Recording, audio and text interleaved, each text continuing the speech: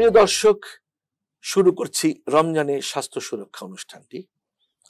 আমরা এই সবাই সিয়াম সাধনায় ব্যাপৃত, আল্লাহর নৈকট্য লাভের আশায় আমরা ব্যস্ত রয়েছি।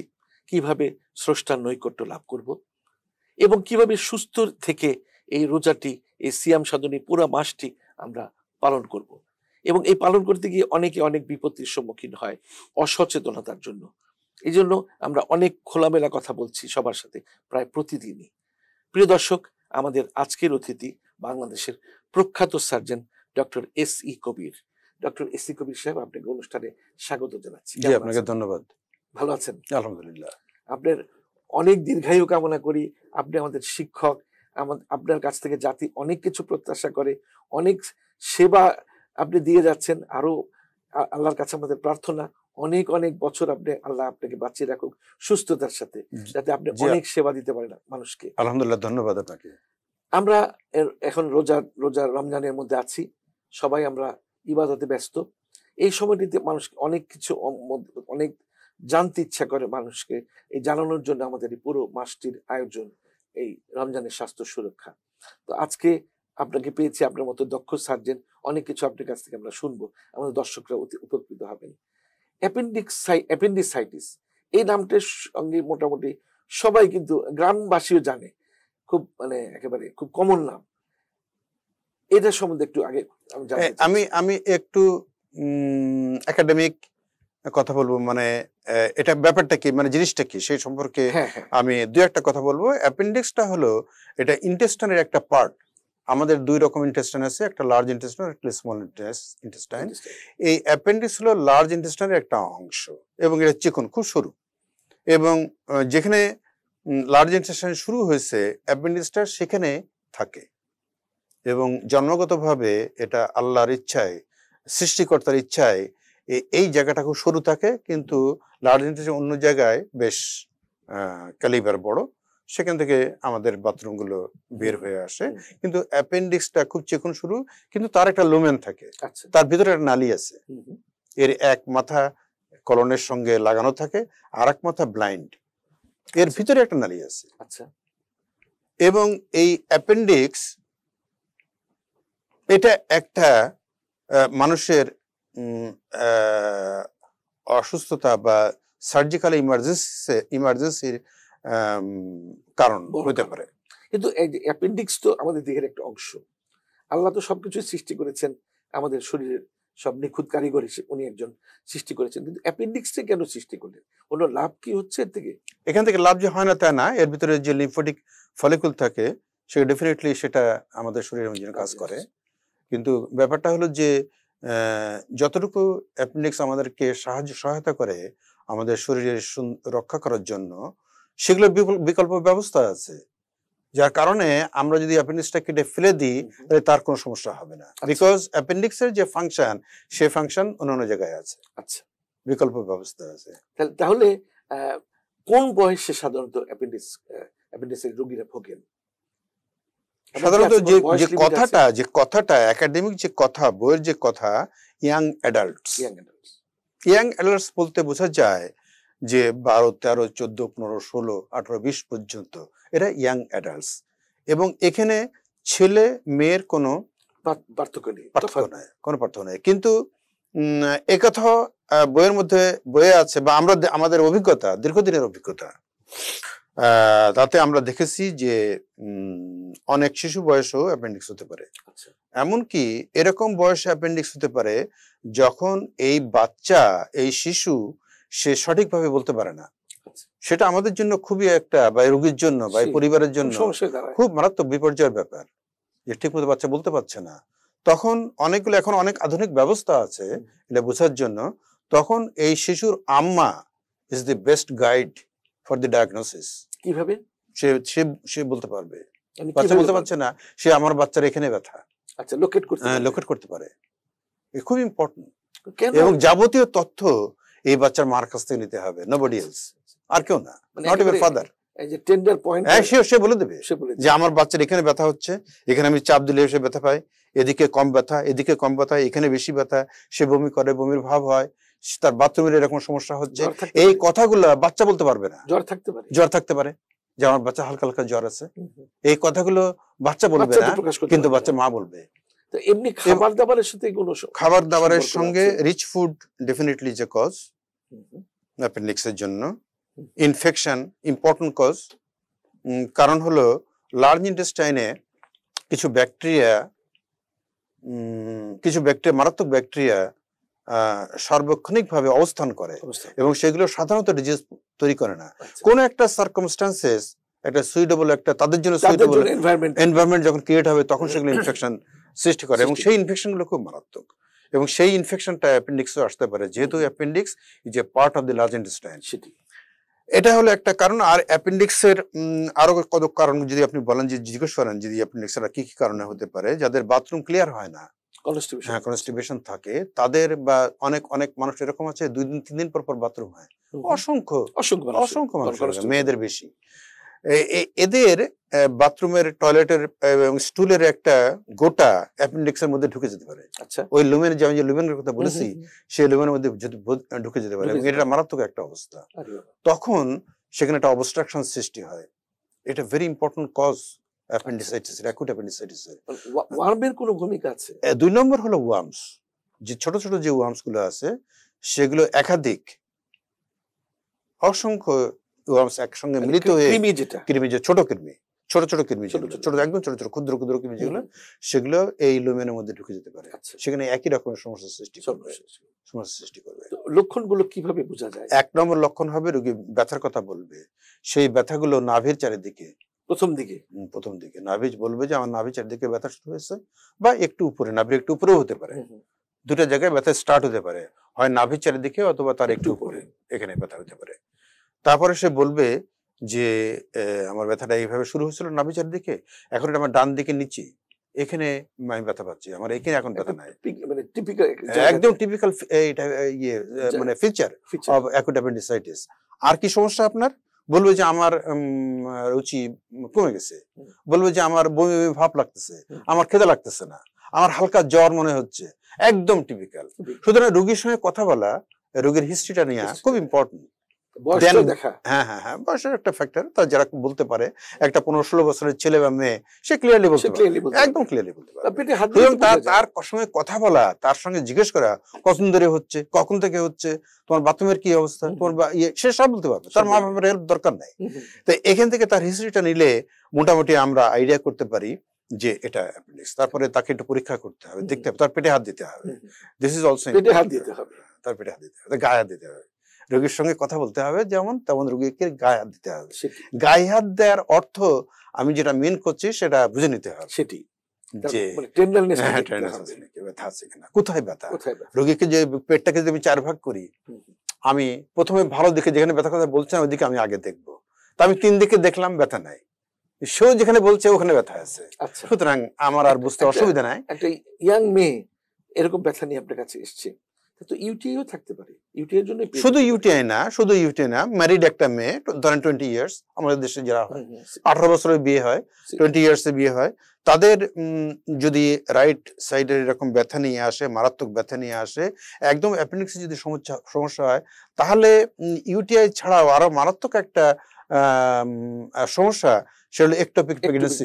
এটা মাথার মধ্যে আনতে হবে। একটোপিক প্রেগন্যান্সি সম্পর্কে আমাদের মানুষের অনেকেই জানে, কিন্তু তারপরও যারা জানেন না তাদের জন্য আমি বলবো যে প্রেগন্যান্সিটা হবে টিউবের মধ্যে এবং এই প্রেগন্যান্সিটা আলটিমেটলি ইউটেরাসের মধ্যে চলে যাবে, বাচ্চাটা গ্রো করবে ইউটেরাসের ভিতরে। এটা হলো নরমাল ফিচার। এটা হলো নরমাল এবং ন্যাচারাল ফিচার, যে বাচ্চাটা জন্মগ্রহণ করবে টিউবের মধ্যে, কিন্তু সে বড় হবে কোথায়? ইউটেরাসের মধ্যে। কিন্তু এরকম অবস্থা হইতে পারে অ্যাক্সিডেন্টালি অথবা ডিফারেন্ট কজ। আমি একটোপিক প্রেগন্যান্সি নিয়ে আরো কথা শুনবো ডক্টর এসি কবির সাহেব। একটি বিরতিতে যেতে হচ্ছে। প্রিয় দর্শক, সময় হলো একটি বিরতিতে যাবার। ফিরছি কিছুক্ষণের মধ্যেই।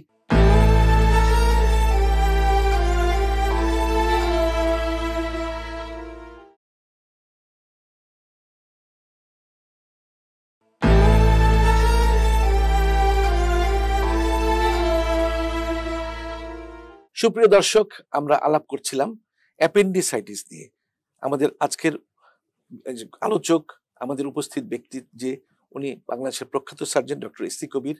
বিরতির পর আবারও আপনাদের স্বাগত জানাচ্ছি। Doctor SC. কবির সাহেব, বিরতির পর আবারও স্বাগত জানাচ্ছি। আমরা বিরতির আগে আলোচনা করছিলাম যে অনেক সময় অনেকে জানেন না একটোপিক প্রেগন্যান্সি কি, জানলেও বুঝে না তারা, যে অ্যাপেন্ডিসাইটিস এর মধ্যে তীব্র ব্যথা হঠাৎ করে এই রোজার মাসে এই সময় হয়ে যেতে পারে একটোপিক প্রেগন্যান্সি। এটা একটা খুবই বড় ধরনের সমস্যা, এবং একটোপিক প্রেগন্যান্সি রাইট সাইডে ডান দিকে এবং অ্যাপেন্ডিক্স প্রায় একই রকম ফিচার।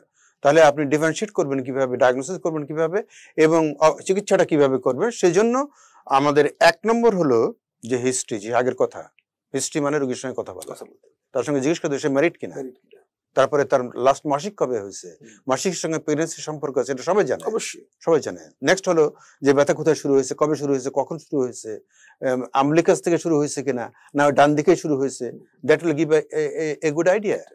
এরপরে রোগীকে পরীক্ষা করতে হবে।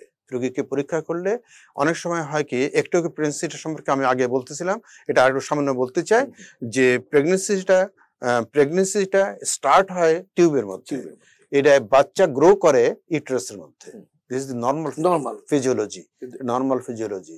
কিন্তু কোনো কারণে যদি এটা ইউটেরাসে না যে টিউবের মধ্যেই বড় হতে থাকে, তাহলে টিউবটা হলো খুবই সংকীর্ণ একটা জায়গা।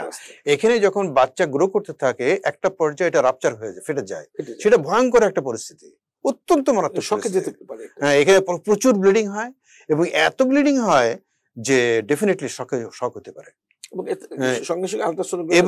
এবং তাৎক্ষণিক এটা ডায়াগনোসিস করা দরকার, এবং তাৎক্ষণিক এটা অপারেশন করা দরকার।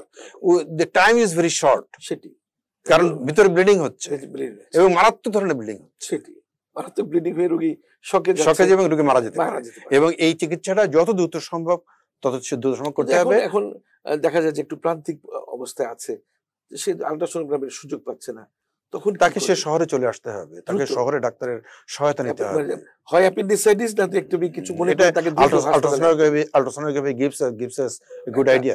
Ultrasonography is good idea. মানে দ্রুত যাই করতে হবে, দ্রুত খুব, এখানে সময় নষ্ট করা, রোগীর জীবন বিপন্ন একদম সেটি।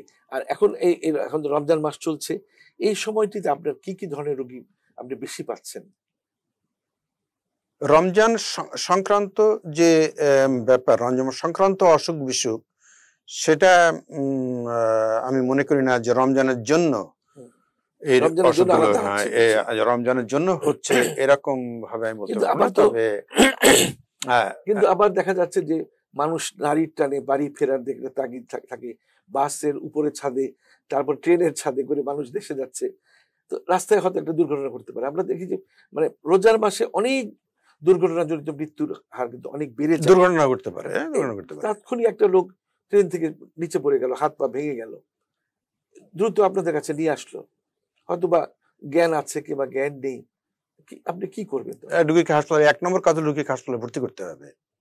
1 নম্বর ভর্তি করে যদি রোগী ব্লিডিং হয়, রোগী যদি শকে থাকে, তাকে আইভি ফ্লুইড দিতে হবে, তাকে এক্সরে করতে হবে, এক্সরে করে তার কোথায় কোথায় গন্ডগোল দেখতে হবে। সে যদি অজ্ঞান থাকে, তার ব্রেনের সিটি স্ক্যান করতে হবে, এবং ব্রেনের সিটি স্ক্যান করে যদি দেখা যায় যে তার মস্তিষ্কে ইনজুরি আছে, ফ্র্যাকচার আছে, তখন নিউরোসার্জনের সহায়তা নিতে হবে। এবং যদি দেখা যায় যে এরকম একটা হতে পারে যে একটা রোগীর মাল্টিপল ইনজুরি থাকতে পারে, তার ব্রেন ইনজুরি থাকতে পারে, তার ফ্র্যাকচার থাকতে পারে, তার অ্যাবডোমিনাল লিভার ইনজুরি থাকতে পারে, ইন দ্যাট কেস এই জয়েন্ট ভেঞ্চার করতে হবে, ট্রিটমেন্ট করতে হবে। মাল্টি অর্গান ইনজুরি, এই যখন মাল্টিপল সার্জনের কম্বিনেশনে চিকিৎসা করতে হবে। আবার দেখা যায় যে রোগীর হয়তো বিভিন্ন জায়গায় ফ্র্যাকচার হয়ে গেছে, রোগীকে মানে জাস্ট জড়োথর করে নিয়ে আসলো, তো আরো ফ্র্যাকচার তো আরো বেড়ে গেল, রোগীকে একটা খাটের মধ্যে বা খাটিয়ার মধ্যে নিয়ে তো আসাটা, ইন দ্যাট কেস আমাদের প্রথম যে কাজটা, সে রোগীটাকে ভর্তি করতে হবে। ভর্তি করে যে ফ্র্যাকচার গুলো আছে সেখানে একটা স্প্লিন্ট লাগাই দেওয়া যায়, তাহলে আর এই ঘটনাটা যেটা আপনি বলতে চাচ্ছেন সেটা আর হবে না। আর প্রত্যেকটা হাসপাতালে স্প্লিন্ট থাকে, এটা জাস্ট মেটালিক স্প্লিন্ট অথবা উডেন একটা স্প্লিন্ট, ট্রমা সেন্টার তো থাকে। সেখানে মনে করেন এখানে ফ্র্যাকচার আছে, আমি এখান থেকে এই পর্যন্ত এটা স্প্লিন্ট লাগাই দিই, তাহলে এই ফ্র্যাকচারটা নড়াচড়া করবে না। তারপর এটা এক্সরে করে ওর যে ডেফিনিট ট্রিটমেন্ট, সেটা অর্থোপেডিক সার্জনরা করবে। ব্লিডিং পয়েন্ট থাকলে কোথাও সেগুলো আমরা বন্ধ করতে পারি, সেটা আমরা বন্ধ করতে পারি। মানে এটা খুব দুর্ভাগ্যজনক যে মানুষ মানে এই যে সময় মানে বাঁচানোর জন্য খুব গুরুত্বপূর্ণ, জীবনের কোনো তো খুব গুরুত্বপূর্ণ সময় টাইমটা। প্রত্যেক রোজাতে কিন্তু আমরা দেখছি যে এই যে দুর্ঘটনা জনিত মৃত্যু, রেলওয়ের ছাদ থেকে পড়ে যাচ্ছে, বাসের ছাদ থেকে পড়ে যাচ্ছে, মানে এটা তো ঠিক হবে না, ঠিক হয় না। এগুলোর জন্য আগেই যান দরকার হলে, কিংবা দরকার ঈদের পরে যান, কিন্তু এগুলো খুব দুর্ভাগ্যজনক, জীবনের ঝুঁকি খুব দুর্ভাগ্যজনক। হ্যাঁ, এবং এই ধরনের অ্যাক্সিডেন্ট, এগুলো খুব বড় ধরনের অ্যাক্সিডেন্ট, এগুলো মাল্টি অর্গান ইনজুরি হতে পারে, মাথা থেকে পা পর্যন্ত যে কোনো জায়গায়। সেই আর হেড ইনজুরি হলে তো খুবই সমস্যা, অজ্ঞান হয়ে যেতে পারে এবং সে জ্ঞানটা নাও ফিরতে পারে। সেটাই মানে আমাদের একটা যে অভ্যাস, যে বাইরের ইফতারি খাওয়া, বিভিন্ন ইফতারি দোকান থেকে ইফতার কিনে, সেখানে দেখা যায় যে আজকে তেল দিয়ে 3-4 দিন ধরে ভাজা হচ্ছে, পেঁয়াজু ভাজা হচ্ছে, বেগুনি, এগুলো তো ক্ষতিকর। আমি বাইরের ইফতারি খাওয়া না করব, বাসায় ইফতারি তৈরি করা সম্ভব। সেটি সম্ভব না হলে যেটা যতটুকু সময় ততটুকু দিয়ে বাসার তৈরি করা খাবার দিয়ে ইফতারি করতে বলবো। চকবাজার ইফতারি খেয়েছেন কোনো সময়? না, আপনি মিটফোরে অনেক বছর চাকরি করেছেন, তারপরে আমি এগুলো খাই নাই। সেই কিন্তু পুরো ঢাকার লোক তো চকবাজার ইফতারি ছাড়া তো মানে ইফতারি হবে না। তবে একবার আমার ছেলে মেয়েরা কিনে নিয়ে আসছিল, আমি সেগুলো খেতে পারিনি। সেটি কেন?